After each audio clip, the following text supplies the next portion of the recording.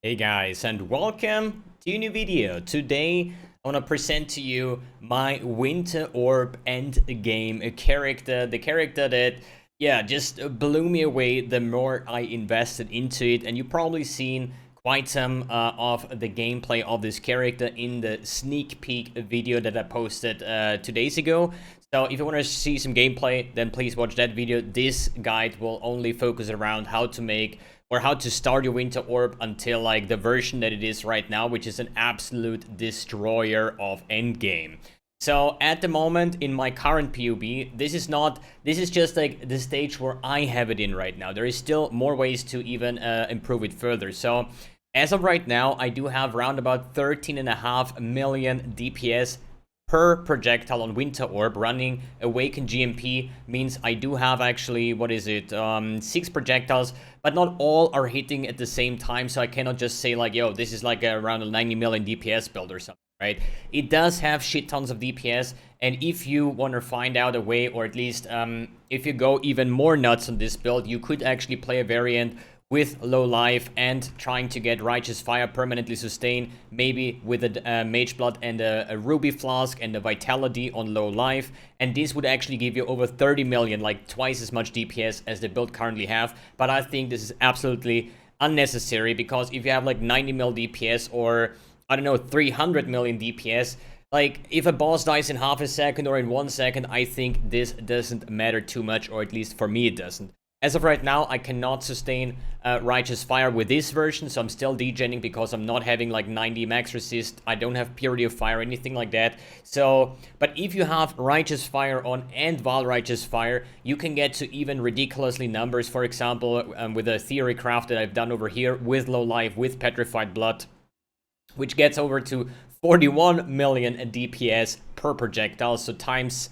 5 times 6, something like that. And this is just ridiculous, but this also runs like double or actually triple one voices, so this is like for the real big whales out there with that have the currency for that. So how does this work? What is the budget version? What is this version? And how do I build it? And what does it deliver, basically, right? So to start off a build like that, you need less than 10 exalts, I would assume. You need a Badge of the Brotherhood to get your Frenzy and Power Charges being equal. Then we're just power charge stacking, which means Void Batteries is your best in slot weapon. So I even took mirrored weapon for spellcasters, PUB'd it with this one, and it is less damage. Why is a Void Battery so much damage? And this is because of our helm that I run with the level 35 Ice Bite. So if I show you that real quick, Ice Bite PoE. So I'm showing that a level 21 Ice Bite, which is basically a support gem that gives you flat cold damage per frenzy charge, right? And if you go down here, we have a level 21, gives you 17 to 25 cold damage per frenzy charge. And with me having a 35 Ice Bite on my Forbidden Shaco, that 17 to 25 actually turns into, let's go down here, 35, 51 to 76. That is like 3 Ice Bites combined together. And with a build like that is having 13 power charges, and with Badge of the Brotherhood 13 frenzy charges, you can now calculate how much cold damage, how much flat damage that is. And I think this version beats out the Omniscience version by a margin. But, you know, this is where the journey starts, the currency that you have to invest to make a build like that. But as I said, double Void Battery, Badge of the Brotherhood, a normal Farrell's 4 for frenzy and power charges, and any aspect of the cat on your gear, and you should be done with less than 10 exalts as a maybe second build of the league after your league start, because without Void Batteries, without Badge, without Farrells and stuff like that, you know, it's not really good at all. So I would definitely league start something else and then just transition into that. Or if you want to play an Occultist, go with like Death Oath, for example. Go with, Cold Dot, Essence Drain, like anything Occultist, and then you can convert this into the build if you want to. So let's talk about the further investment. To make the character quite speedy, we have some Tailwind Elusive Onslaught boots, right? You start off with Tailwind Elusive boots. If you have the currency, you get Tailwind Elusive Onslaught, and if you have even more currency, you go Elevated Tailwind, Elevated Onslaught with Elusive, and if you can even afford it, the spell suppression on our boots, and I'll also have spell suppression on our gloves, and with the inveterate, whatever, and a phasing flask with a mage blood because of the increased effect, we're actually getting to 100% spell suppression, which I think is a great layer of defense, but it is very pricey to bring that in, basically. There are other nodes where you can actually get spell suppression if you don't want to run a mage blood, which I did not. I just plugged it in today just for the Endgame version, because I don't really enjoy playing mage blood this league, and I do not really want to do this. But for channeling with Winter Orb, I have it down to, like, I had, like, on my old rings minus mana cost twice, so I got it down to 3 mana cost, which is totally fine. But with this version, I had to take a reduced mana cost of skills, because otherwise you cannot lay down your Hydrosphere and your brand and then start channeling before you encounter one of these uber pinnacle bosses, right? Good. The gloves are actually pretty cheap with recombinators. You just merge the increased damage with hits against shield enemies, the temple mod, with the suppress spell damage, and once you have that, you try to get no other suffix, so you get Aspect of the Cat, then you would lock suffix as Reforged Life, and you're pretty much good to go, right? And then we have Freeze Spread, which I made perfect here with the Searing Exarch implicit, just to have this better clearing, like 1 projectile hits while mapping, and the entire screen is just frozen in place. It's just such a nice layer of defense. And then I have the chance to suppress spell damage just to get me capped. This was called Exposure before, I think, or Unnerve or something like that. Nothing really too fancy. I think this build has so much DPS that I can definitely invest into more quality of life with, like, an insane Freeze Spread. Okay, good. If you do not have a Forbidden Shaco, then obviously take a 6-link Winter Orb, which is that Winter Orb, Power Charge on crit, GMP, Ice Bite, Inspiration, and the Infused Channeling as your 6-link, and that's pretty much it, right? You just switch out those two if you cannot get a helm like this, because they are very pricey. I got mine super cheap, but I could assume after this video is out and after people realize how insanely strong and busted Winter Orb is, if built correctly, these helmets will be gone, and you will most likely not even find one, not even for a ridiculous price in that case, right? Good. What else is there to say? What about the gem? So, as I said, my main link gem. Then I have here a Hydrosphere with Hex Touch, Ally Weakness, Frostbite, Bone Chill, and Unbound Ailment. So, this is just like when I'm bossing, like bossing in the terms of uber bossing, all the other map bosses or normal shape or whatever you want to do, you don't need any of this, right? But you would basically just place it below the boss. You can also take Vortex if you like that more, and then just, yeah, this one will actually trigger all your curses. And then I have an Arcanist brand, so if I go to a boss, I would go Arcanist brand, Hydrosphere, and then channel Winter Orb to get my infusion, and that is maximum DPS on this part. And yeah, and the Sniper's Mark will be bound to Arcanist Brand because the Hex Touch cannot apply marks, okay? So you have to do the separate, either you self-cast it, or you do it with an Arcanist Brand. I think Arcanist Brand is better because all these Uber bosses, they need to get active. There's usually a roleplay, Maven, for example, you know, it takes a couple seconds, so you can just prepare your Arcanist Brand, your Hydrosphere, and then start channeling to get maximum stacks and the infusion. So as soon as she is active, she's just getting blown away, basically, right? But as I said, you can take the Sniper's Mark as a self-use. Then we have Righteous Fire. This, I'm not using Righteous Fire to run around. This is basically something you can utilize with the other PoB that I showed you before, with like a Ruby Flask, Mage Blood, with another Flask with Life Regen, maybe a Purity of Fire, maybe Vitality, something that you can sustain it, and that gives you a shit tons of DPS. But for the normal mapping aspect, Val Righteous Fire is the way that I use it for. Maybe like if you do bossing like the Uber Maven, for example, in the last phase, you just pop Val Righteous Fire and you just blast her, you kill her before even entering the Maven, the memory game, which is kind of ridiculous DPS.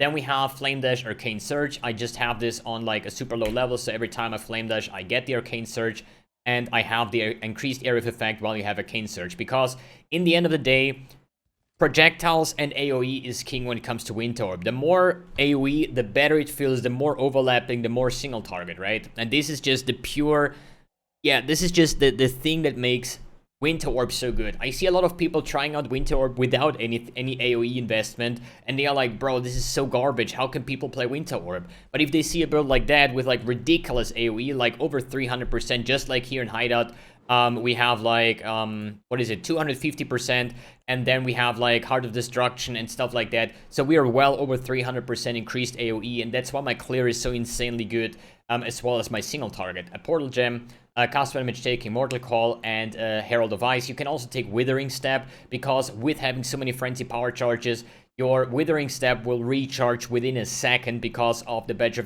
of Brotherhood also saying 10% increased cooldown recovery rate for travel skills per frenzy charge. So that's 130% in my version, right? For the rings, yeah, these are currently the best rings. They are up for mirror service. A friend of mine lent me those because I do not have the budget to get 2 mirror tier rings, so that's why I have my own rings, basically. They are a single power charge. They are still very good with like frenzy and power charge, but these are just frenzy double power charge, and with 2 extra power charges, this build just scales hilariously with the power charges, right? For the endgame version, for this build showcase, for the sneak peek, a friend lent me 2 of those, and yeah, that's why we use them. My versions were just power charge, frenzy, life, resistance, whatever you can get. My implicit is spell damage per power charge, and on the other one, we have pretty much the same channeling skills crafted with minus mana cost, as well as like whatever you can get. There's even no life on that, but as I said, power charge, essence, frenzy, and if you want to go even further, you have these rings for having 2 power charge, increased double increased cold. Like, these rings are disgustingly good, okay? And even like in my version, like, you know, if I don't have the flask, I'm almost chaos res cap. This is just, this setup here is based around my own rings, right? Good. Let's take a look at the skill tree. You can take a 3rd large cluster jewel with mediums and stuff like that if you replace all of that, but I think Unnatural Instinct in this spot here is so good. We get spell damage, cast speed, life, mana, regen, AoE, skill effect duration, regen, curse, cannot be cursed with silence. This is basically implicit on my jewel here. Then we have mana regen, we have increased damage against cursed enemies, effect of non-damaging ailments, strength, intelligence, and fist damage. Fist damage is useless, but all the other 25 stats in this jewel, it's so good. You could even scale into those and take the duration mastery for more skill effect duration, but I think it's a little bit of a waste to have Unnatural Instinct, getting those 2 for free, and then actually invest 4 points for the more. And to be honest, on this damage level where I am, all I need is 1 single charge of Winter Orb. It's just like 1 projectile hits and there is just a fucking nuclear bomb hitting, so absolutely no point of like getting up to 12 stacks for whatever reason. It's something you do for Uber bosses to get the insane DPS, but these projectiles hit for like over 1 million DPS or damage per hit, and this just annihilates the entire screen. Then I'm playing a hybrid version with like life and energy shield with corrupted soul, so I get life as extra energy shield, as well as I'm splitting the damage, and I also have then life leech with the revitalizing frost, and 1 point here into spell damage leeches ES. So I'm taking 50% on life and ES, but I'm also dual leeching with life leech and ES leech, which makes the character a bit more durable. For the max juicers, if you guys watching and interested, this is like a plug and play build with Headhunter, because the problem is I did want to make a version that does not use either of those 2 belts, but I'm missing like a shit ton of dexterity, and that needs like a couple extra points spent to play without those. Definitely possible, did that for a longer time, but then I said like I want to have some more fun, and I played with a Headhunter. And for the bossing with doing all the challenges, basically all the Uber invitations on like 80 quantity plus and whatever, you know, I said like I want to do this with a Mage Blood just because the layers of defense that I get, right? But for Headhunter or Mage Blood, both have dexterity on them, so it's definitely just a plug and play, whatever you enjoy. And this would be something I would like to try out, but I don't know if it's actually good. Could be like any other rare belt that you can fit in, maybe to fix your res or whatever. Good. Then for the Mage Blood version, I'm also playing Inspired Learning. I'll actually do this with the Headhunter as well. This is just the perfect cluster here, because it's only like 1, 2, 3, 4 points invested to get the Inspired Learning going, and it's double life node with an endurance charge, which is also super nice. Then mana reservation efficiency, I think all the stuff you can take out of the POB. I'm running a double hatred Watcher's Eye with crit and pen. Then all my 3 large cluster jewels are Prismatic Heart, Blanketed Snow, and Widespread Destruction. Here with some mediocre crafted rare jewels. Over here I do have my Forbidden Flame and Flesh with Heart of Destruction, which is the Elementalist node, which means for mapping I do have 60% increased AoE, but as soon as I hit a unique enemy, for example, Uber bosses, map bosses, anything like that, Cosis, Omniphobia, I get 30% more elemental damage, which is, this node is just insanely good. And then here I have 2 Megalomaniacs. One is with Wish for Death, so I get Culling Strike, Blanketed Snow for being your undisputed best node, and Precise Focus, I get Multiplier and Crit Strike chance while channeling. Then here I have Blanketed Snow again, Corrosive Elements to get Cold Exposure, which also my Hydrosphere applies, but for mapping this one was quite fine, and 1 Vast Power. I did run 2 Vast Powers before, but the thing is, it's capped on 50%. So if I have 13 power charges and I get 3% AoE, this is 39. If I run 2 Vast Powers, minus 50, which is the cap, I'm having 28% AoE over cap. And that's why I said with 13 power charges, I'm fine with losing 10% AoE, but I do have Vast Power, and this is totally fine for this use case. Something you could also do, because like this Blanketed Snow thing is your best damaging node, right? So I'm running this like 1, 2, 3, 4, 5 times Blanketed Snow already, which is just ridiculous. Like the pen and then double pen void batteries is like 70-80% pen or something. It's ridiculous. Another thing you can do is take a large Thread of Hope over here and then get Heart of Ice for extra pen, then here extra AoE, and since we're running hybrid, you can also take something like Arcane Focus, you can take Essence Surge, or even more cast speed with the Mental Rapidity. So this is like a very good use case, but I needed the points to get up my spell suppression, so that's why I said, like, you know what, I'm probably just gonna go ahead with some multi-crit life jewel instead of the Thread of Hope, right? Good. What else there is to say? Like, my Glorious Vanity was actually quite funny. There's like 5 divines. All I needed to do, or tried to get, was Revitalizing Frost for the cold damage, Leeches Life on this node over here, and what I got was spell damage, cast speed, projectile speed, fist damage, life, then we have area damage, and double crit multiplier. So this is, it is so freaking good for this build. It's just like, yeah, it's just lucky, sometimes lucky. There is 3 points into Whispers of Doom. 1 is natural, 2 is from the Malediction, and 3 is from the Whispers of Doom. And there are like Badge of the Brotherhood with Whispers of Doom, but they go for like 150x or something. So if you want to do that, I mean, in the end of the day, once you swap to like 1 Voices and get like multiple, triple multi-life jewels to even ramp up your damage even further, 3 skill points is 3 skill points, and that could potentially give you another jewel slot for a triple or quadra multiplier jewel. So maybe you say it's worth the investment to go for an additional curse on your amulet, right? So, I mean, if you have the currency to do so, then feel free to do so. I think it's not necessary, but if you're 100% min-maxing this build, then it's definitely worth it. Good. What else? We talked about the skill tree, the ascendancy points. The path of building link of my current version is in the description below with the gear that I have. Let's go over the stuff here. Purple set, necrotic helm, the gloves and boots, and the body armor, double nightfall weapon, the harmony wings, double astral weapon effect, the Stygian crystalline charges from the mystery boxes, so your frenzy charges and power and endurance charges look a little bit different. Then we have MTX on the Quicksilver Flask, which I think that comes from the supporter pack. Then the Celestial Dying Sun, Malevolent Watcher's Eye. Does Hydrosphere actually have an MTX? It does. Yeah, but it's red and my character is small. Yeah, I'm fine with that.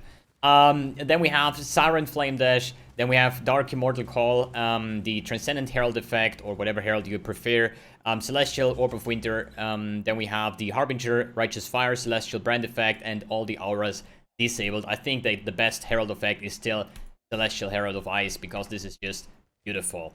Good. I hope I didn't forget anything. Pantheons, I don't even know. Like, take whatever you want, because we don't need anything of Pantheons. You know, probably Soul of Brine King for not stun immune or something, right? Or at least for not being stun locked, basically. Other than that, oh yeah, why do I use a Pharaoh's Fur if a rare crafted chest is better? So yes, this is a true statement. A rare chest with Frenzy on hit, maybe even elevated with movement speed per Frenzy, so we get even faster, additional curse, and spell crit is the way to go. But the thing why I go Pharaohs is simply I want to have no ramp time. So ramping means if I do not have my Aspect of the Cat, I start with 1 minimum power charge from this node over here, and that's it. That means even though I have a ridiculous amount of projectiles and they shoot very fast, the problem is it's 10% chance to get a frenzy charge. So I need to hit the monster 10 times roughly to get one frenzy charge. And that means I need probably 5-6 seconds if I do uber bosses to get all my frenzy and power charges going. Other than Pharaohs, which says you have your frenzy and power charges. You have all your damage, your AoE, all your scaling from the beginning of the fight. And even though the Pharaohs is in the PoB itself less damage, just that I do not have ramping up time and I killed Maven in 2 seconds, there is no point to go for another chest than Pharaohs. It's just so much quality of life, and it's also super cheap. And if I would go for double corrupted, I would probably go for like, it depends if you play with a Shaco. If you play Shaco, then it's probably max res, life, reduced damage from critical strikes, maybe an overall 50% increased damage or something. If you do not play with a Shaco, then I would just go with a Warlord Helm with a +1 power charge. Nearby enemies have negative resistance. I used to play with my double power charge helmet, and nearby enemies take elemental damage, so that would be 15 power charges. So it's actually even more crazy, but there is no helm that beats this 35 Ice Bite on a Badge of the Brotherhood build. It's just so ridiculous to play it like that. Good. I think if you have any questions to this build, then leave write me a comment, and I will try to answer that as good as I can. I just can recommend any kind of Winter Orb, no matter if it's budget, if it's mid investment, if it's endgame investment. This build can just it just has its space on every aspect of the league. It's very good for bossing. It is very good for mapping. It's probably, in my opinion, a top 3 mapping build. And it's just a lot of enjoyment to play this build. Just the immense amount of damage and the clearing aspect, the shatters, the explosions, everything that goes. It goes with Headhunter, with Mage Blood. Without any of those two, you know, that's all I can say about the build. Just give it a go and you will most likely not regret it. Alright guys, thanks for tuning in, thanks for watching, and see you on